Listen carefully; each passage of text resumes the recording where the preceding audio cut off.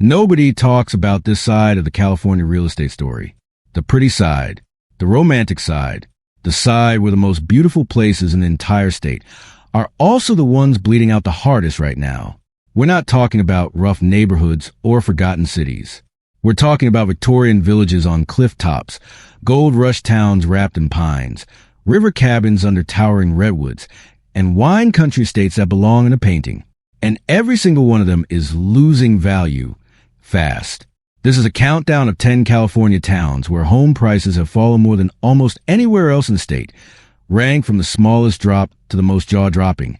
And we're going all the way to number 1, a coastal village where the typical homeowner has watched roughly $150,000 vanish from their property value in just 12 months.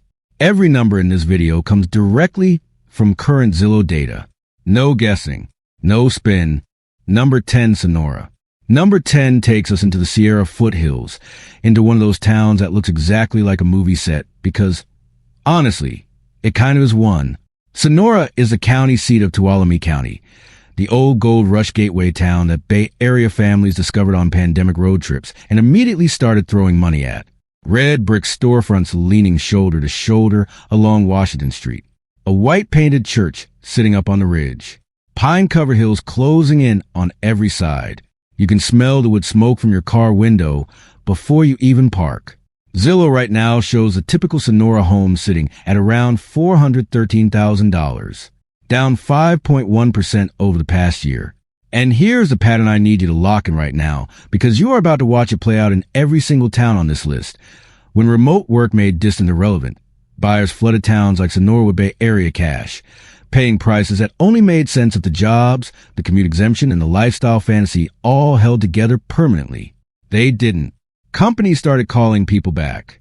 The fantasy buyers moved on, and the sellers who bought at peak 2022 prices are now cutting the move and pulling the entire market down with them. Sonora is beautiful. Sonora is real.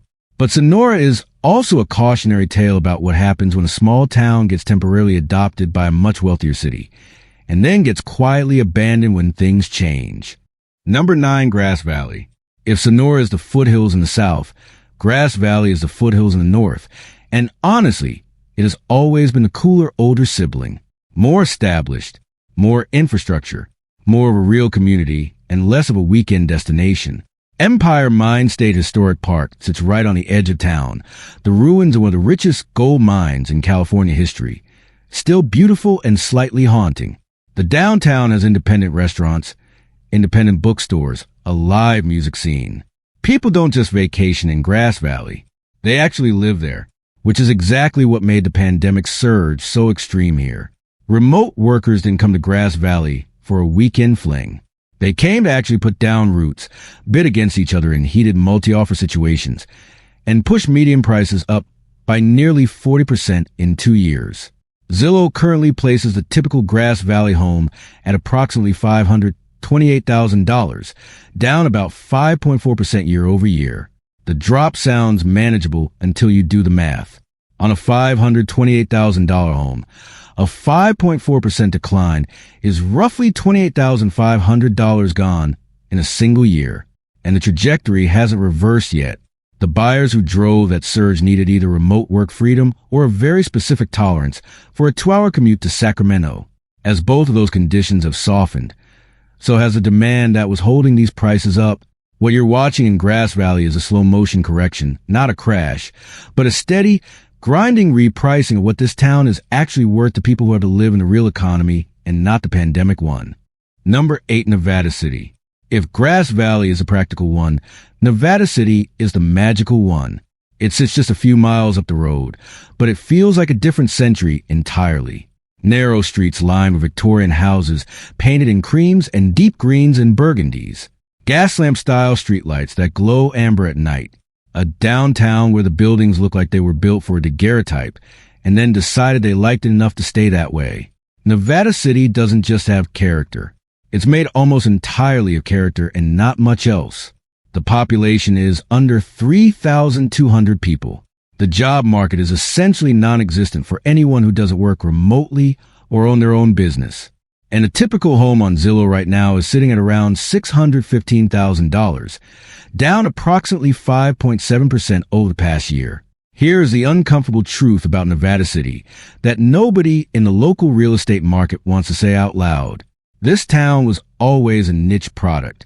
It was always for a specific type of buyer, creative, financially independent, nostalgic for something slower. The pandemic temporarily made it feel like a mainstream option because money was cheap and location didn't matter. Now money is expensive and location matters again, and the pool of buyers who are both willing and actually able to own a $615,000 home in a town with almost no local employment has shrunk considerably. Nevada City isn't going anywhere. It's going to be stunning and weird and beloved for 100 more years. But the price correction here is real, and it's not done yet. Number 7, Crestline. Here is where this list gets interesting, because we are done with the foothills and we are heading south into the San Bernardino Mountains. And what we find there is one of the most dramatic reversal stories in this entire countdown. Crestline sits at about 4,800 feet elevation in the San Bernardino National Forest, about 90 minutes from downtown Los Angeles on a good day. It is technically within commuting distance of one of the largest cities in the country, which during the pandemic felt like a massive advantage, and is now starting to feel like a trap. The mountain communities around Lake Arrowhead and Big Bear were genuinely on fire between 2020 and 2022. LA transplants who had been cramped in apartments for months suddenly realized they could buy a cabin in the mountains for a fraction of what they would pay for a condo in Silver Lake, work from their kitchen table, and wake up to pine trees instead of parking lots. Prices exploded. Zillow now shows the typical Crestline home at around $370,000, down roughly 6.2% year over year.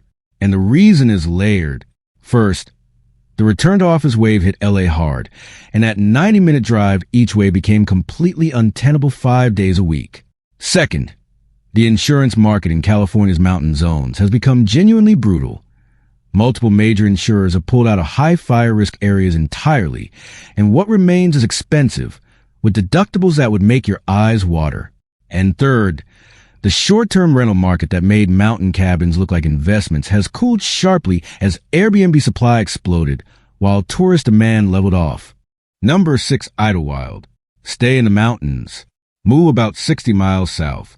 Now you're in Idlewild, perched at 5,400 feet in the San Jacinto Mountains, and this town has one of the most devoted fan bases of any small community in California.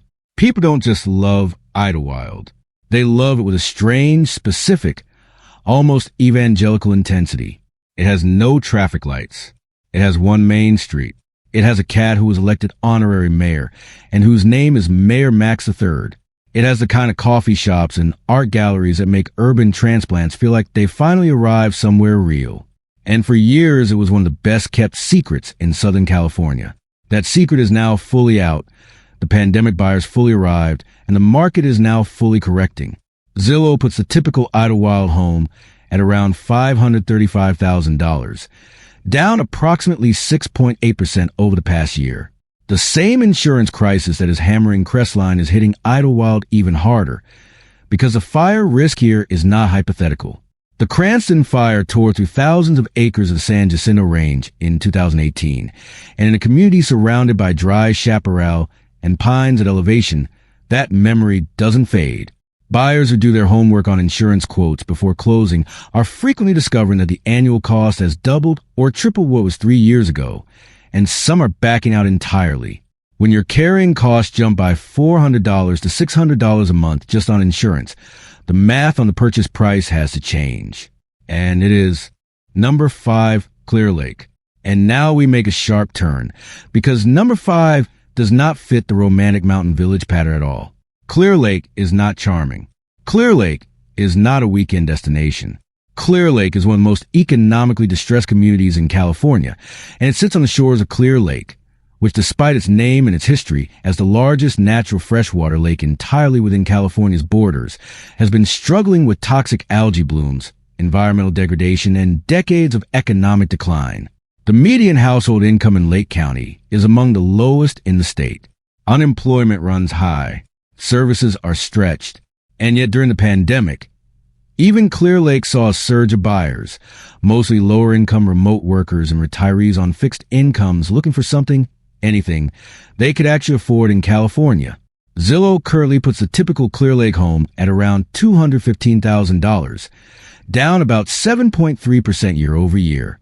In raw dollar terms, that decline is smaller than what we're seeing in more expensive towns on this list. But for buyers who stretched every dollar they had to get in, a 7.3% loss on a thin margin purchase in a town with limited economic options is not a small number. It's everything. Clear Lake belongs on this list not because it got swept up in luxury speculation, but because it got swept up in desperation buying, and the correction is hitting people who genuinely cannot afford to lose it. Number 4, Rio Dell. Most people watching this video have never heard of Rio Dell. That is, in a way, exactly the point. Rio Dell is a small lumber town of about 3,000 people on the Eel River in Humboldt County, about 20 minutes south of Eureka. It is the kind of town that has a diner, a dollar store, a hardware store, and not a lot else. It does not have a charming downtown. It does not have artisan coffee.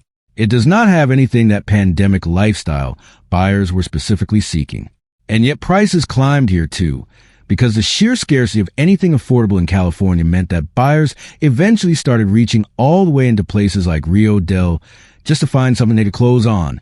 Zillow now shows a typical home at around $255,000, down approximately 7.9% over the past year. Rio Dell also carries something none of the other towns on this list carry: the memory of a 6.4 magnitude earthquake that struck on December 20th, 2022, damaging hundreds of homes, cracking infrastructure, and rattling the confidence of a community that was already fragile. Earthquake damage in a small town without deep municipal resources takes years to fully heal, and some of it never does. That earthquake is not the only reason Rio Dell is declining, but it is absolutely part of the story. Number 3, Ferndale. Now we're going somewhere truly extraordinary. Ferndale sits just south of Eureka in Humboldt County, and it is one of the most visually stunning small towns in the entire United States. That is not hyperbole. That is the objective assessment of the National Register of Historic Places, which has designated Ferndale as a state historical landmark because almost its entire Victorian downtown has been preserved intact. The homes here are called Butterfat Palaces, enormous, elaborately decorated Victorian and craftsman houses built by dairy farmers in the 1880s and 1890s when Humboldt County butter was feeding San Francisco and making fortunes in the process. They have wraparound porches, hand-carved gingerbread trim, towers, turrets, and paint jobs in 4 or 5 colors. They look like something out of fairy tale, and they are maintained as though the dairy farmers just stepped out for an hour. Ferndale's population is under 1,400 people. There's almost no local economy to speak of beyond tourism, a few farms, and a small arts community. The nearest real city is Eureka, 20 minutes away, and not itself a thriving economic center. Zillow currently places a typical Ferndale home at around $485,000, down about 8.4% year over year. And the core issue here is the same one that will define number 1 on this list.